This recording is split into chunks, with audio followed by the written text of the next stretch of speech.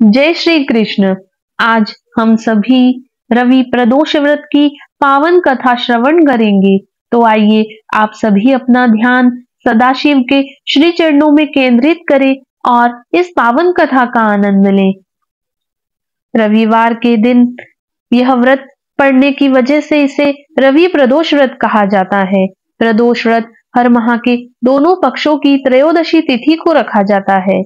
एक समय की बात है, सर्व प्राणियों के हितार्थ परम पावन भागीरथी के तट पर ऋषियों द्वारा विशाल गोष्ठी का आयोजन किया गया। इस सभा में व्यास जी के परम शिष्य पुराण वेत्ता सूत जी महाराज हरि कीर्तन करते हुए पधारे।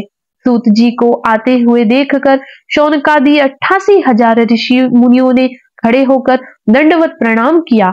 महाज्ञानी सूत जी ने भक्ति भाव से ऋषियों को हृदय से लगाया तथा आशीर्वाद दिया। विद्वान ऋषिगण और सब शिष्य आसनों पर विराजमान हो गए। शौनकादि ऋषि ने पूछा, हे पूज्यवर महामते, कृपया यह बताने का कष्ट करें कि मंगलप्रद कष्ट निवारक यह व्रत सबसे पहले किसने किया और उसे क्या फल प्राप्त हुआ। श्री सूत जी बोले, आप सभी शिव के परम भक्त हैं। आपकी भक्ति को देखकर मैं व्रती मनुष्यों की कथा कहता हूँ, ध्यान से सुनो। पुराणों के अनुसार एक गांव में अति दीन ब्राह्मण निवास करता था। उसकी साध्वी स्त्री प्रदोष व्रत किया करती थी। उसे एक ही पुत्र रत्न था।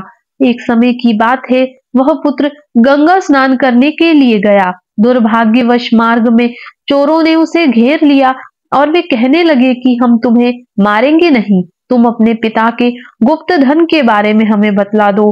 बालक दीन भाव से कहने लगा कि बंधुओं, हम अत्यंत दुखी दीन हैं, हमारे पास धन कहाँ है।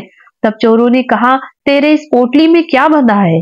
बालक ने निसंकोच कहा कि मेरी माँ ने मेरे लिए रोटियां दी है। यह सुनकर चोरों ने अपने साथियों से कहा कि साथियों, यह बहुत ही दीन दुखी मनुष्य है, अतः हम किसी और को लूटेंगे। इतना कहकर चोरों ने उस बालक को जाने दिया। बालक वहां से चलते हुए एक नगर में पहुंचा। नगर के पास एक बरगद का पेड़ था। वह बालक उसी बरगद के वृक्ष की छाया में सो गया। उसी समय उस नगर के सिपाही चोरों को खोजते हुए उस बरगद के वृक्ष के पास पहुंचे और बालक को चोर समझकर बंदी बनाकर राजा के पास ले गए। राजा ने उसे कारावास में बंद करने का आदेश दे दिया। ब्राह्मणी का लड़का जब घर नहीं लौटा तब उसे अपने पुत्र की बड़ी चिंता हुई। अगले दिन प्रदोष व्रत था।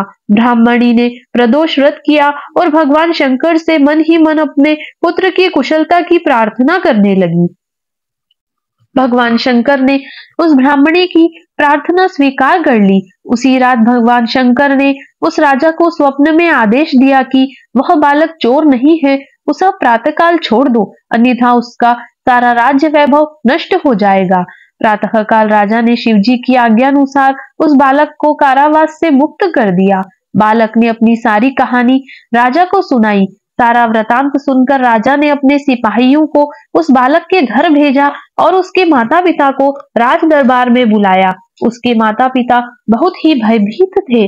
राजा ने उन्हें भयभीत देखकर कहा कि आप भयभीत न हो, आपका बालक निर्दोष है। राजा ने ब्राह्मण को 5 गांव दान में दिए जिससे कि वे सुखपूर्वक अपना जीवन व्यतीत कर सके।